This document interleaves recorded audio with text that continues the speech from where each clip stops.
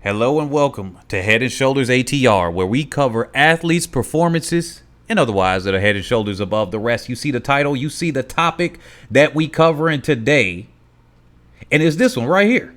Let's see if we can bring it up on the screen. Basically, look. Are the Clayton Twins a danger to Briana Williams? Really, I know I got an alternate title for YouTube, but that's basically the subject here.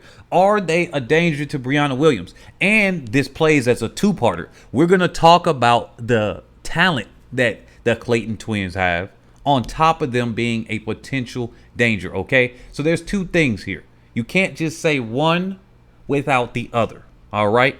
A lot of you guys have been saying, hey, Brianna Williams ain't getting fast enough. The Clayton Twins are coming up right after her. They right there. Do you see them doing better than her and blah, blah, blah, blah. Y'all going straight ham on Brianna Williams. I'm over here reading the comments on some of them. And you already know. Look, the previous video where I said, how does Brianna Williams compare? Is she slow? Is she quote unquote too slow? That was based on you guys right here. You know, some people don't like me making topics based on comments that I see. Some of y'all get real angry. They stop making topics on comments that you see. Then what else am I supposed to do? The viewers are supposed to make comments and then I don't do anything on it? That's not being aware. But anyway, and then another topic. This is what started it all. I think this is my second or most viewed video on this channel right now. Should Brianna Williams change coaches? Man, so many people came. They went and monkey double backflip, pressed that button straight up on there and broke their phone to press the button and type in the comment section. I had never thought I would see that many. Man, I got more responses to this than anything I ever posted on Shelly Ann Fraser-Pryce, Elaine Thompson-Herah. And remember, the most viewed videos before were Shelly Ann Fraser-Pryce. If it wasn't her, but I guess because she didn't win the Olympics this year, y'all like, all right, I didn't want to divorce her, but we got to move on. It's a new champion now. We'll come back next year and start bragging about her when she comes to defend her title. But until then, we moving on to bigger and quote unquote better things. Man, y'all that went all over it. So don't forget to check out this other video right here too about the world record watch. We got Brianna Williams in there. If you haven't already seen it, I got all of these listed in that little exclamation point in the upper right hand corner if you're on your phone or computer in that end card. So watch this video first. Watch this video first right here and then get to that one, okay? All right. Now, I'd like to thank everybody that has supported the channel. Please consider supporting in the links in the description below on the Patreon. The NFTs are early on and through Cash App and PayPal donations. I'd like to thank you all. Let's get into content right now on Head and Shoulders ATR, okay? All right, let's do it. Oh, by the way, thank y'all for the subscribers. We got over 4,000 subscribers.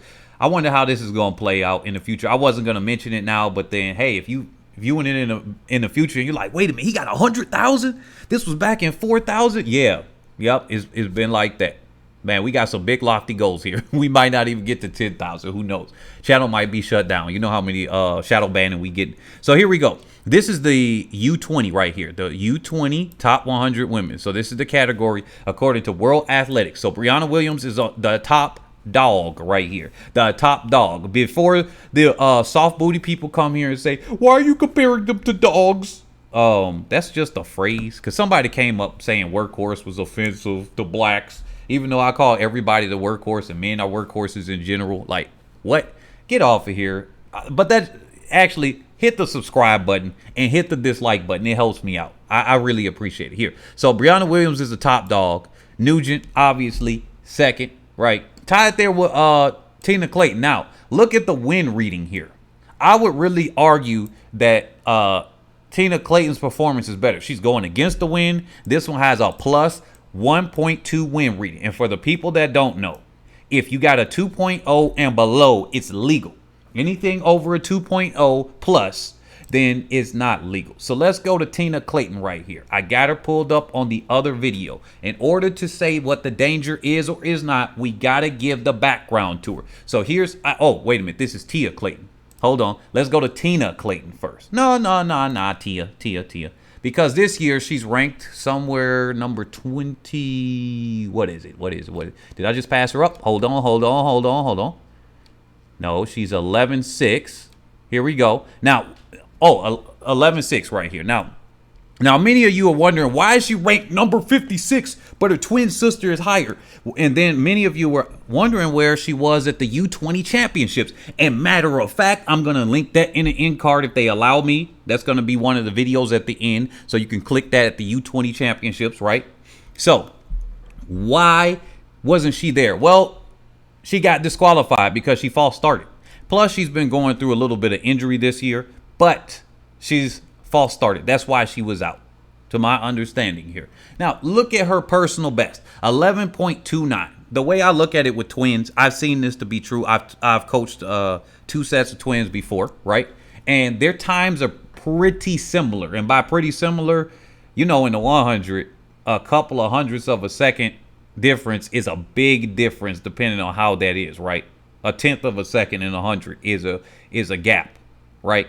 So I say pretty similar times, and that really means like whatever her sister can run, she can run, and what she can run, her sister can run. Now, there's probably going to be one that's just overall better than the other one, but they're 200 times. Here's the equalizing factor. They're not that much different. So that means if she wasn't going through a little bit of niggles and whatnot, she probably would be fast. And definitely with that false start that just eliminated her, it was... Obviously, you know, she shares the world U20 record right here for the 42.94 4x100 meter record. Okay, now let's look at the progression here. This is going to be the bigger thing. With the exception of this false start and the injuries here, she's been going on a pretty decent progression where it's down, down, down. Okay, let's look at the 200 meter performance. That actually has not been going in the direction we would have liked to see it, because at the same time, look, this was a PR in 2020. You know, all the lockdowns and stuff were happening, but this wasn't a new PR. Now, this was run a month or 2 weeks earlier, or 2 or 3 weeks earlier than that 100 was, but still, we didn't get to see a new PR from that 200. So maybe that we don't have enough data with it, but so far, she's not been going in the right direction. So that's her background here. This is Tia Clayton, okay? Not to be confused with Tina, but here are her honors. They got a gold at the U20 championships in Nairobi, Kenya. Remember the Kip Keino Classic was just recently? Yes. Okay, now here's Tina Clayton. Now she's ranked number 3 at the U20 if I'm not mistaken. Let me get this correct. So she's tied number 2. Which I would say that she's a solid number 2 with the negative win reading. But how the times go, they're equalized. So she's tied number 2, right? Tied number 2. So it equals the same thing anyway. Here are her personal best. An 11.09. Okay, 11.09. Let's see at the rankings here. What are we looking at? The 100. That's what I thought. Okay, so it's an 11.09. Okay, they usually have some indicator. So, yeah, okay. So that's not even a U20 record. I just wanted to make sure. That's not the U20 record for Jamaica at all. Okay, remember that we got Briana Williams actually broke 11 seconds, but they wiped it away because of the unintentional performance enhancers that she had taken. And then she had pulled out to go from going to Doha. It was just like, yo, we're not even going to do it. We're not going to worry about it. We're going to go to these things and run here. So with that said, 11.09 against the headwind. This is very interesting. If she had a tailwind, flip that around to 0 and flip it with the tailwind, because most of these performances, they're going to have some wind. As you can see, either a negative or a positive most of the time. Then her 200 this year too was a 23.30. Okay, that was set in Jamaica, right? Now, she's part of the quartet, like her sister, 42.94 seconds, which is a world U20 record. Great. Progression. This is going to be the important thing. Is she going in the correct direction or the incorrect direction? Well, it looks like every season, except for this one, so her PR wasn't necessarily as timed well as her sister. But with the exception of 2020, like I said, I really don't call out 2020 too much. That's why I said her 200 for her sister wasn't enough data. It's been going down. She's been getting faster and faster. Now, look, we got even more data for Tina. So she's been running a little bit sooner right? She's been running a little bit further back than her twin sister. So let's look at this. Okay, 24.87, faster here, faster here. The year, the 2020, the sniffle year, shutdowns. So, okay. But then a 23.3. So she's actually going. So the way I look at it here, she might have a slightly better potential than her sister, right? Tina might have a little bit better potential than Tia. But don't get me wrong here. If Tina falls off once the way twins work, hey, her sister going to be right there to pick up that slack, and it's going to be like, what? I slipped out the blocks. Yeah, y'all very similar times. You might be slightly faster, but hey, it's over. It's over. That's like when Shelly Ann Fraser-Price slipped at the Olympics. It's over, okay? It's over. Now, we got to be fair to Briana Williams here, okay? So many people were saying, hey, she's not fast enough and everything here. Does she got to worry about them next year? Remember, in 2022, the World Championship, you don't think that they're going to potentially go for that? They might. It just depends on how they're running early in the season. So we got to put this into play here because so many people are coming after Briana Williams. And this has got to be a fair analysis. This is what I'm doing here. We got to be fair. Let's look at the results. So her personal best, according to this, remember, she did run at 1094 or 1093 before, back in 2019 when she was just the same age as them, right? But because of the situation, they wiped it away. Now, the USA still holds that time, but World Athletics wiped the results away as well as that our time, okay? Now, 1097, okay, not a bad PR, right? That's the national U20 record, okay, national U20 record. All right, cool. Now, here's something that we got to put into play here. That's something we got to put into play here. She had a plus 1.2 tailwind. Remember, Tina was running against a negative 0.6 headwind. Let's equalize them for the same thing. Are they running about, still Briana Williams, I would say is faster, but are they running about the same time? Ooh, that's gonna be a stickler here. Now, obviously, she ran this earlier than when Tina Clayton did, right? So it's all about, okay, you ran a little bit longer, you get to access that type of speed. So if her training mechanism is that she runs that fast later, well, then it's still in Briana Williams' favor regardless. She would have still been, what, 0.2 of a second slower or 0.3 of a second slower at this exact same date, wasn't it? Right? Wasn't it like around there? So even at the Jamaican trials, I think, what was it? We can look this up right now. Hold on. Let's look at the results from this here. Let's look at, so she didn't run on that day, but we can look at the Jamaican National Championship U20, and she ran on 11:25. So that wouldn't have been good enough to beat Briana Williams. So if we equalize them, even though the win reading was 0 now, right? It was 0. So if we equalize that, and maybe if she was pressured or something, maybe she would have ran faster, right? Because there was really no competition in that one. So for her, right? If we equalize them for the best performances this year, I don't think there's that much of a gap right here. What do you guys think? What is it, like an 11? If we gave her the same win reading, what is that? An 11.01, 11.02 or something like that? Might even be 11 flat. So here's the problem that Briana Williams is facing that many of you have said, and this is a valid one. Although we'll come to the conclusion in a second. Okay, wait a minute. I'm looking at the wrong person. I'm like, wait a minute. Why is her time so slow for her? Like, I can understand with Tia because she's been dealing with injuries, but as far as Briana Williams, doesn't make any sense. I was like, oh no. Okay, so earlier in the season, she's running, okay, she opened up with this. Let's look at the win reading here. I'm zoomed in too much. Okay, so that's an illegal win reading. So her legitimate opening time, 11:09. Okay, then against the headwind, actually, that's a pretty decent time for her against a headwind. All right, not a legal win reading.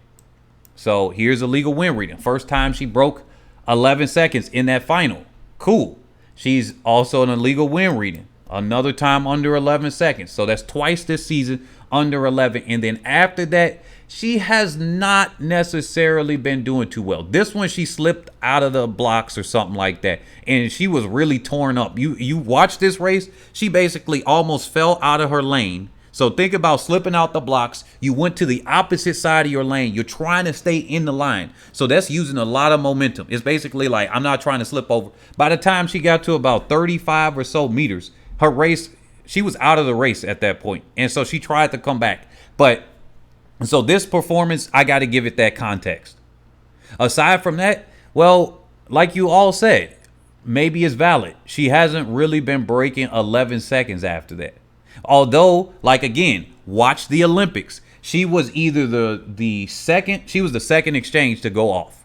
Now, that could have been also due to Elaine Thompson-Herah taking off a little bit too quickly from Briana Williams. It might have been the first one because she got out on the rest of the field. I need you guys to actually put on your bifocals because a lot of you were blind and said, Briana Williams didn't do that. It was an illusion. No, when you look at the exchanges, the USA and then Jamaica. It was either neck and neck or Jamaica slightly got out second. And then Elaine Thompson-Herah, you know what she's going to do, and Shelly-Ann Fraser-Price and stuff. But when it came out from the blocks, Briana Williams got out on almost everybody in the field, if not everybody in the field. And she had to run a longer distance, which really isn't good for Briana as being the slowest person on the team. She should be running the shortest distance, right? She could get out the blocks fast, so that was smart for her to be the leadoff.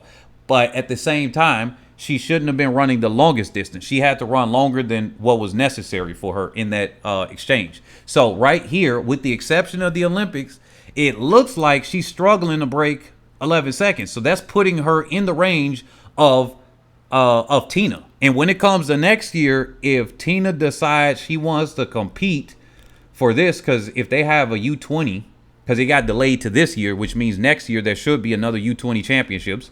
So it's every other even year. So if that's the case, then maybe she can still try this and then she can go compete. Because you know what happens. A lot of nations they still select, they can go out and even if they competed at the senior level, they show up at these championships and compete at the U20 level. And Tia and Tina will be 18. So that means they can really do both of them. I don't know how Jamaica's rules are with this. But as far as I know, you compete at, for most countries, you compete at the senior level and they can still select you. Now, I know Jamaica is like the USA. You got to actually have run in certain things and qualify for it. So I think she will have to either select for the U20 or select for the senior championship. And they're on the same day. That's the only problem. So if that's the case, she's probably going to go toward the U20. As her more than likely chance. But if not, then Briana Williams got something to sweat about if she can't come through in these trials here and be able to consistently break 11 seconds. Because at the very least, she's going to have to do that. You know why? You know why? Natasha Morrison. If Natasha Morrison can get her timing and her peaking more correct this time, she might be able to knock her out as one of the main people. Remember, Jamaica can send 4 women to the world championships. Shelly-Ann Fraser-Price is the reigning world championship. No, Elaine Thompson-Herah does not get an automatic bid. She has to compete through all the rounds. Shelly-Ann Fraser-Price only has to show up for round 1 and run. She can run, she could jog, she could walk out of that thing, and all she has to do is show up, run, complete the round 1. That's all she got to do. She don't even have to worry about running fast. She could finish last if she wanted to. So in this case, and the reason why is because Diamond League, they don't, if somebody's already got an automatic bid because of that, they don't give another one, right? It's only if your nation doesn't have it. So in this case, there are 4 women that can go in the 100. Will Briana Williams be one of them? Will Tina Clayton take that spot? Will Natasha Morrison take that spot? This is a real concern. And so I understand all of you, but my conclusion is here. Look. This is my conclusion. I know y'all got a love-hate relationship with some of the things I say here. Y'all like Shelly-Ann Fraser-Price. I'm over here like Natasha Morrison. I'm like, hey, hug me, give me a hug. Smash that like button and everything. And then some of y'all like, all right, dude. So My conclusion is this. I don't think Brianna Williams got anything to worry about right now. I'm going to have to see what she does and opens up the season for next year. Right now, I really think she's okay. I really think that she is okay. I think she's going to be 20 next year. She's going to have matured a little bit more. She's going to be used to the training even more, as she's already used to the training. She's been trained by Coach Bolton for a while. So I think based on her progression here, she's typically getting faster. Look, the progression is still going the correct direction. If you really think about it, she's typically getting faster. And if you don't count the other performance, even though this would have had a tailwind with it, 11.02, let's actually make sure this in 2019. Let's look at that 11.02. So that had a tailwind with it. She's roughly about where the Clayton Twins are. And she's got 2 years on them. So I think if the progression goes similarly, she ain't got nothing to worry about, even if they decided they wanted to compete at the senior level. We're going to see this. We're going to see this, though. And in the 200, this is going to be very interesting for Brianna Williams. But here we go. What do you guys think? Let me know in the comment section below. Don't forget on the way out to kiss the diamond. That means spread the wealth. That means smash that like button. Monkey double backflip on that super subscribe button. And don't forget the collection plate passed around. Send in that donation. They're in the description below. I will catch you all on the next one. You've been watching Head and Shoulders ATR, where we cover athletes' performances and otherwise, you know the rest. Catch you on the next video. Let me know your thoughts in the comment section below.